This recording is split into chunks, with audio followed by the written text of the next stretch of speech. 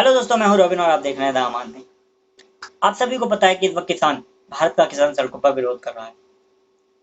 लेकिन उस विरोध के बारे में बात करने से पहले मैं आपको 3 महीने पहले पीछे ले जाना चाहता हूँ।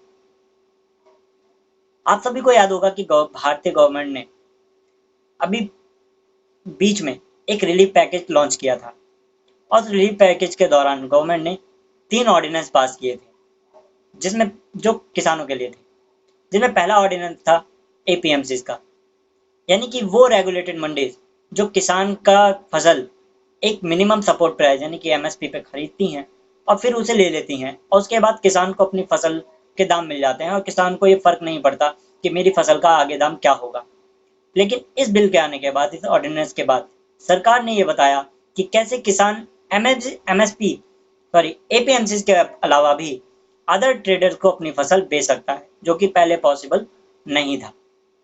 दूसरा, कि जो किसान है वो उस ट्रेडर के साथ एक एग्रीमेंट करेगा और अपनी फसल उग जाने के बाद जो ट्रेडर है वो उसकी फसल ले लेगा और उस किसान को पूरी पेमेंट दे देगा।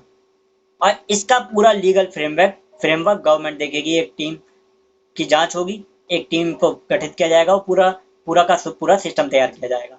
और जो तीसरा ऑर्डिनेंस है, जो कि 1955 का था, जिसको चेंज कर दिया गया है, जो कि पहले वर्ल्ड वॉर के टाइम का था, जिसमें यह बताया गया था कि जो ट्रेडर है वो किसी भी फसल को स्टॉक नहीं कर सकता, होल्ड नहीं कर सकता। लेकिन अब उसके पास ये ऑप्शन है कि वो होल्ड भी कर सकता है, उसको स्टॉक कर सकता है और अपनी मर्जी से आगे बढ़ा सकता है। तो ये तो थे जो ऑर्डिनेंस थे, जिनकी उस वक्त बड़े बड़े क्रिटिक्स ने, भारत के जो बड़ी बड़ी जो इंटेलेक्चुअल्स हैं, जो अखबारों के संपादक हैं, जो बड़ी बड़ी इकोनॉमिक्स हैं, उन्होंने भी इसका सपोर्ट किया था। उन्होंने बताया था कि किस तरीके से ये जो रिफॉर्म्स हैं, मोदी सरकार द्वारा लाए गए ये रिफॉर्म्स है, कैसे किसानों की हालत को बढ़िया कर देंगे। लेकिन अब ऐसा क्या होगा कि यही रिफॉर्म्स अब लोगों को खटकने लगे हैं। अब इनमें से जो सबसे ज्यादा चर्चा हो रही है वो हो रही है एपीएमसीज की। अब एपीएमसीज हैं क्या? 1960 के दशक में जब किसानों की हालत बहुत ज्यादा गिरती हुई जा रही थी, तो सरकार ने एपीएमसीज का गठन किया था, यानी कि उन मंडियों का, उन रेगुलेटेड मंडियों का, जो सरकार एक मिनिमम सपोर्ट प्राइस पे किसान से अपनी फसल खरीदेगी, उसकी फसल खरीदेगी और उसका दाम उसे तुरंत वहीं दे देगी। और उसके बाद किसान को फर्क नहीं पड़ता कि उसकी फसल का दाम कितने में जा रहा है।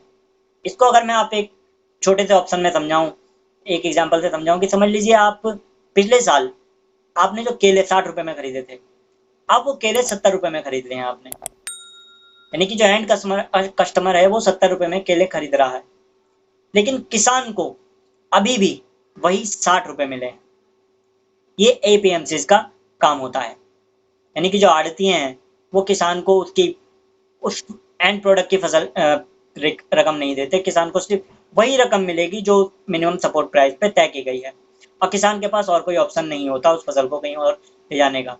यानी कि मेरे पास 70 रुपए के मैंने केले खरीद लिए, जो रिटेलर है उसको 70 रुपए मिल गए, लेकिन जो होलसेलर है उसको 70 रुपए नहीं मिले, उसको सिर्फ 60 रुपए मिले। तो ये एपीएमसी का पूरा खेल था। अब इनका विरोध क्यों हो रहा है, इस बिल का विरोध क्यों हो रहा है? क्योंकि एपीएमसी के थ्रू जो आड़तिये हैं, जो कि मिडिल मैन है, जो कुछ नहीं करता, जो सिर्फ सेवाएं देता है किसान को। कैसी सेवाएं? कि उसका माल उतार लिया, उसकी माल की धुलाई कर दी, उसकी फसल की धुलाई कर दी, उसकी बोरियों को एक जगह से उठाकर दूसरी जगह रख दिया, और इसके लिए उस किसान पर 2.5% का टैक्स लगाया जाता है। अब आप कहेंगे कि 2.5% का टैक्स तो कोई बड़ी बात नहीं है, लेकिन आप ये आंकड़ा देखिए, 2018 से 2019 के बीच में उन आड़तियों यानी कि मिडिल मैन को सिर्फ किसान के 2.5% के टैक्स से 2,000 करोड़ का फायदा हुआ है पंजाब और हरियाणा में, और जिसका एक भी रुपया किसान की जेब में नहीं गया।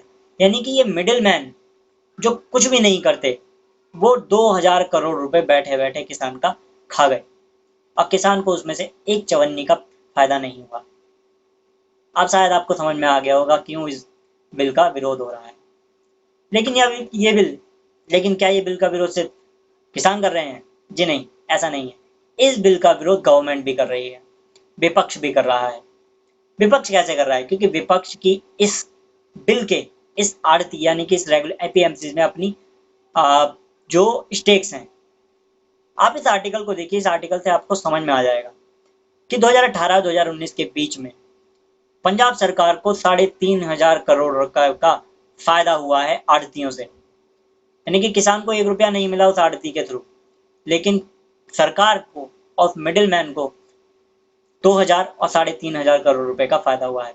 और किसान को बस वही एमएसपी 1,500 रुपए क्विंटल या 1,000 रुपए क्विंटल का मिला है, जबकि ये मिडिल मैन किसान का 2,000 करोड़ रुपया खा गए।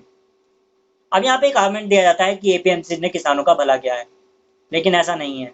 आप इन आर्टिकल्स में पढ़ सकते हैं, आप गूगल पे जाकर सर्च कर सकते हैं कि किस तरीके से एपीएमसी में किसानों का एक्सप्लॉयटेशन हुआ है। आपने बहुत बार देखा होगा किसानों ने अपनी सड़कें सड़क पर फेंक दी, टमाटर सड़क पर फेंक दिए, प्याज सड़क पर फेंक दिए। ऐसा क्यों होता है? क्योंकि किसान को उसकी फसल का सही दाम नहीं मिलता। महाराष्ट्र में 2017-18 में एक किसान ने अपनी फसल को, अपनी टमाटर की पकी हुई फसल को रोड पे इसलिए फेंक दिया क्योंकि इसकी एक क्रेट का मूल्य 20 रुपए लगाया गया था। अब सोचिए, जिस किसान ने लगातार पिछले 6 महीने में अपनी फसल को खून पसीना देकर उपजाया होगा, उस पर कितना सारा पैसा लगाया होगा, उसकी मेहनत लगी होगी, और उसकी क्रेट का दाम सिर्फ 20 रुपए। लेकिन अब जब ये एपीएमसी के थ्रू के बगल में एक और सत्ता, एक पैरेलल सिस्टम तैयार हो जाएगा, तो किसानों के पास एक ऑप्शन होगा कि वो अपनी फसल को अपनी मर्जी से अपने दाम पर बेच सकें। यानी कि अगर अ, मंडी के अंदर उसे 1,000 रुपए मिल रहे हैं और ट्रेडर उसको 1,200 रुपए दे रहा है, तो वो उस ट्रेडर को अपनी फसल बेचेगा, ना कि मंडी को। अब यहाँ पर कुछ फेक न्यूज भी फैलाई जा रही हैं, कुछ फेक न्यूज हैं, कुछ बरगलाया जा रहा है किसानों को। कुछ लोग ये कह रहे हैं कि एमएसपी हटा दी जाएगी, एपीएमसी को खत्म कर दिया जाएगा, किसानों पे मोनोपोली आ जाएगी, जबकि ऐसा कुछ भी नहीं है। एपीएमसी वैसे ही काम करती रहेगी जैसे पहले काम करती थी। एमएसपी अभी भी बरकरार रहेगी। यहाँ तक कि भारत के प्रधानमंत्री ने भी ये कहा है कि एमएसपी को सरकार नहीं हटाएगी, एमएसपी किसान को ऐसे ही मिलती रहेगी। ये बस एक किसान को ऑप्शन दिया जा रहा है कि अगर आप चाहें तो अपनी फसल उस ट्रेडर को बेच सकते हैं। साथ ही साथ अगर आप ट्रेडिशनल वे में जाना चाहते हैं तो आपके पास मंडी का रास्ता अभी भी खुला हुआ है। मेरे मुताबिक इससे कंपटीशन बढ़ेगा, और जब कंपटीशन बढ़ेगा तो एमएसपी